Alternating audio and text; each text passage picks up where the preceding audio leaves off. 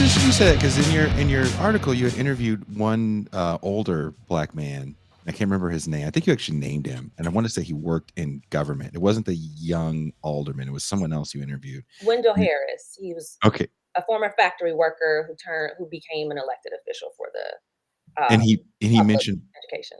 he mentioned Bill Clinton and not liking Bill Clinton Yeah. because Bill Clinton stopped his campaign to go to the execution of Ricky Ray Rector. And I found that interesting that he mentioned it because not too many people talked about that because culturally, Bill Clinton was known as the first black president. That's what poet laureate.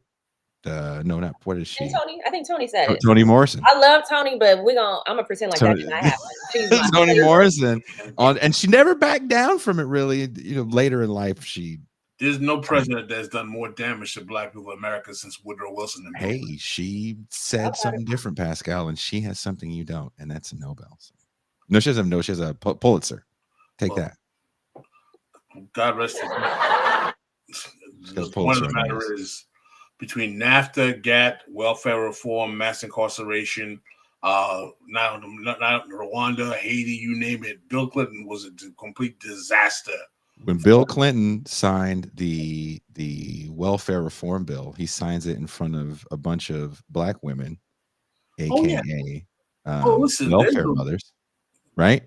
He had but he had a certain amount of cultural cachet that let people and there was, and this is there's it almost feels like sometimes there's a revisionist lens in history, especially when it comes to tough on crime laws, because there was a lot of black people, especially black activists, that were for longer sentences for drug dealers, especially in the crack era. Let's not don't get it twisted. Bill Clinton had a lot of cachet in the black community up until the 2008 election when Hillary was running against Barack Obama. I mean, hot sauce. I mean, and someone brought it up in Malaika's article. The hot sauce in the purse was literally the most offensive shit ever because that moment had shifted so hard. Yeah. Away from, we're not. The 90s are gone. Yeah. People didn't grow up in that era. There's some factors here. Number one, the 2008 crash made people very aware that Clinton deregulation, particularly deregulating Glass-Steagall, particularly the credit modification, the consumer modifications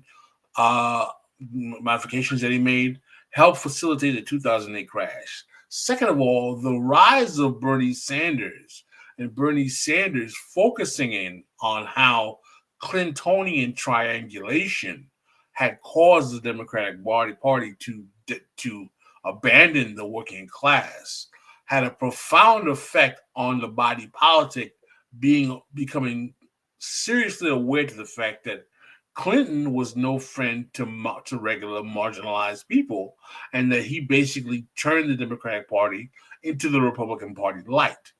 So that's what he campaigned on. Yeah. Right.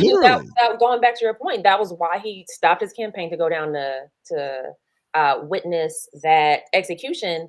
And the brother who was talking about that, Wendell Harris, he's from Arkansas. So, a lot of black folks from in Milwaukee, their ancestors, their descendants are from Arkansas. That was the first time I really knew about the Arkansas migration. I didn't really think about where they went. A lot of them ended up in Milwaukee.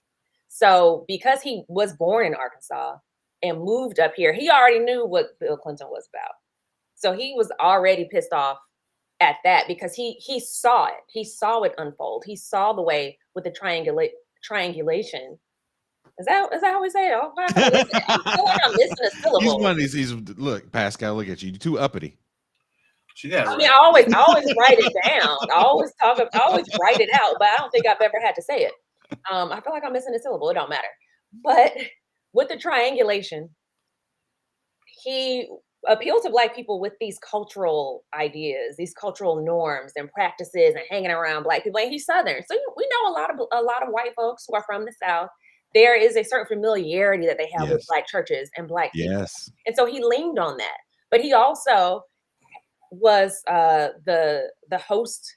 He headquartered Walmart. So Walmart was founded in Arkansas, and he helped facilitate its growth into the behemoth that it is now. So Mhm. a lot of what you're talking about in terms of really neoliberal politics, Bill Clinton was at the forefront of that, along with other Democrats and Republicans like Ronald Reagan. And the result of that is it's coming home to roost right now because people could see the effects of their policy, and they put aside, I think at this point the identity is not really working in the same way. You know, Yeah. if a white man could use identity politics to appeal to black people and it was working then, it's not working now, even with black people. So that should tell us something.